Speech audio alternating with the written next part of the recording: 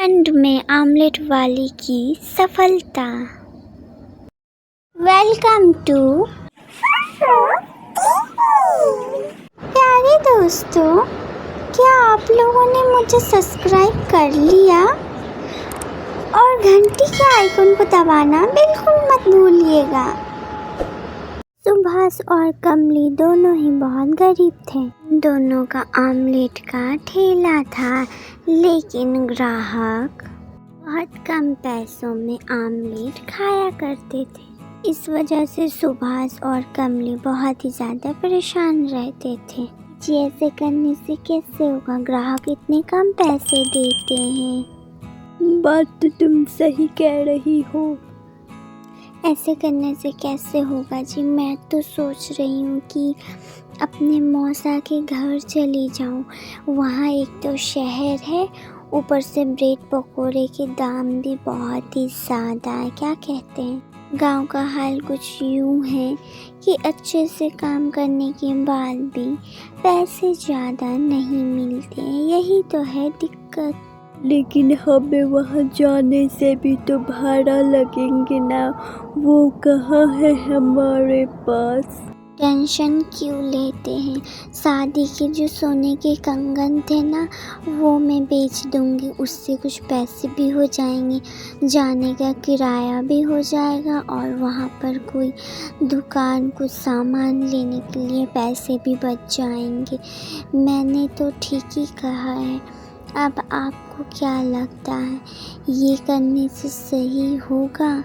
मुझे तो लगता है हो जाएगा, क्योंकि सोने के कंगन के अभी दाम भी बहुत ही ज़्यादा है और वो पुराने सोने हैं, तो उसके दाम हम थोड़ी ज़्यादा भी मिल सकते हैं। क्या कहते हैं? जैसा तुम्हें सही लगे।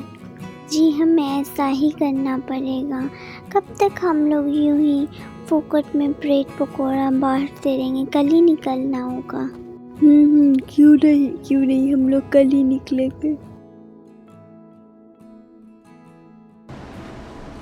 लो जी आ गए।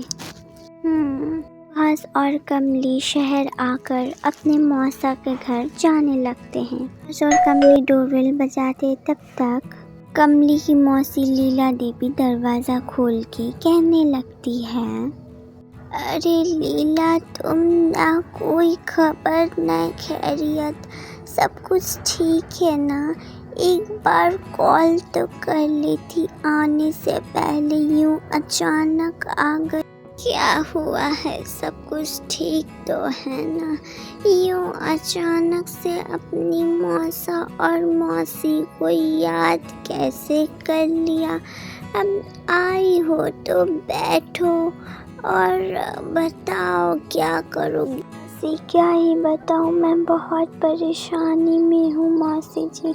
वहाँ ब्रेड और आमलेट बनाती हूँ, ग्राहक बहुत ही कम पैसे देते हैं, तो मैं सोची क्यों ना शहर में इसके दाम भी बहुत है और मैं बहुत ही अच्छा आमलेट बनाती हूँ, इसलिए सोची कि यहाँ आ जाओ। मुझे नहीं पता था मौसी कि आपको इतना बुरा लगेगा, वरना मैं कभी नहीं आती। आप टेंशन मत लीजिए, मैं जैसे आई हूँ वैसे ही चली जाऊँगी। अगर आपको मेरी कोई भी बात बुरी लगी हो मौसी, तो मुझे माफ़ कीजिएगा। और मैं जा रही हूँ मौसी, अनजान शहर में मैं कहाँ रहूँगी। देख कमली, मेरा बोलने का मतलब वो नहीं था। तू अपना रहना है तो रह यहाँ पर, लेकिन खाना पीना तुझे खुद से खाने पड़ेंगे। अभी इतनी महंगाई का ज़माना, अभी कौन किसको अपने घर में रखता है? मौसी आप ये कैसी बातें कर रही हैं? हमारे पास तो जहर खाने तक का भी पैसा नहीं है मौसी। कैसे कैसे हम लोग किराया लेकर आपके घर तक आए हैं और आप ऐसे कह रही हैं।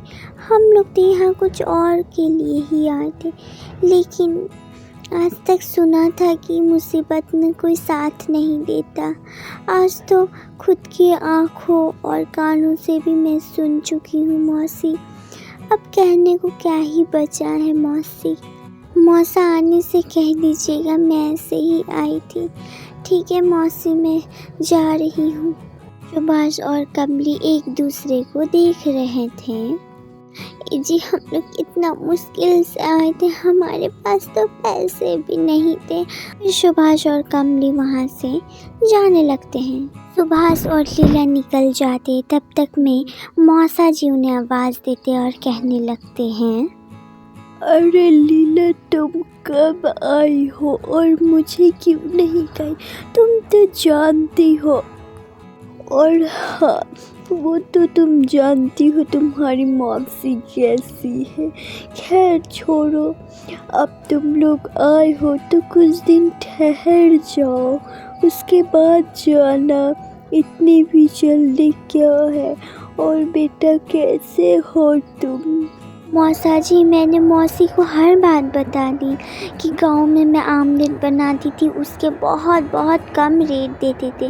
तो मैं सोची क्यों ना शहर में मेरे मौसा के घर है तो मैं वहाँ चली जाऊँ। वहाँ आमलेट के बहुत ही ज़्यादा अच्छे रेट देंगे और मैं बनाती भी बहुत ही ज़्यादा टेस्टी हूँ। लेकिन मौसी कहती है कि क्या कुछ नहीं। खैर मौसा जी छोड़िए, आपको पता ही है और मुझे भी पता है। अब मैं जा रही हूँ मौसा जी। मदन को बहुत ही ज़्यादा अफसोस होता है। वो बहुत ही ज़्यादा दुखी हो जाता है कि उसकी पत्नी ने ये सब क्या कह दिया। बस उसे एक आइडिया आती है और वो खुश हो जाता है और फिर वो कहने लगता है, लीला बेटा, मैं तुम्हें कुछ पैसे और कुछ बर्तन दे देता, उससे तुम अपना ठेला लगाओगी। इतनी दूर से आओगी, खाली हाथ थोड़ी ना जाना है। तुम यहाँ पर रहकर अपनी मेहनत से बहुत पैसे कमा सकती हो। रुको जरा। मदन किचन में जाता है और कुछ सामान लीला को, ये लो बेटा कुछ पैसे और ये बर्तन। इन पैसों से तुम कोई एक अच्छा सा ठेला ले लेना और अपना काम शुरू करो।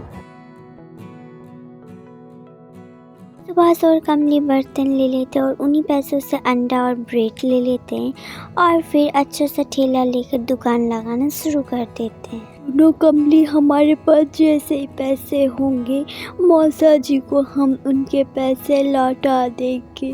हाँ जी, आप बिल्कुल सही कह रहे हैं। फिर देखते ही देखते ग्राहक आने लगते हैं। स्कूल कॉलेज के पास ही उनका ठेला था।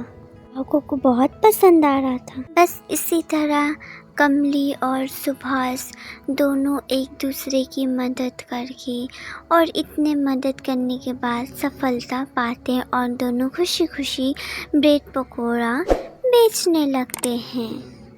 हेलो दोस्तों, आप लोगों को हमारी कहानी कैसी लगी? अगर अच्छी लगी हो तो लाइक, कमेंट, शेयर और चैनल को सब्सक्राइब करना ना भूलें और पास में बेल आइकन को ऑल पे क्लिक कर दें हर दिन नई कहानी देखने के लिए। धन्यवाद।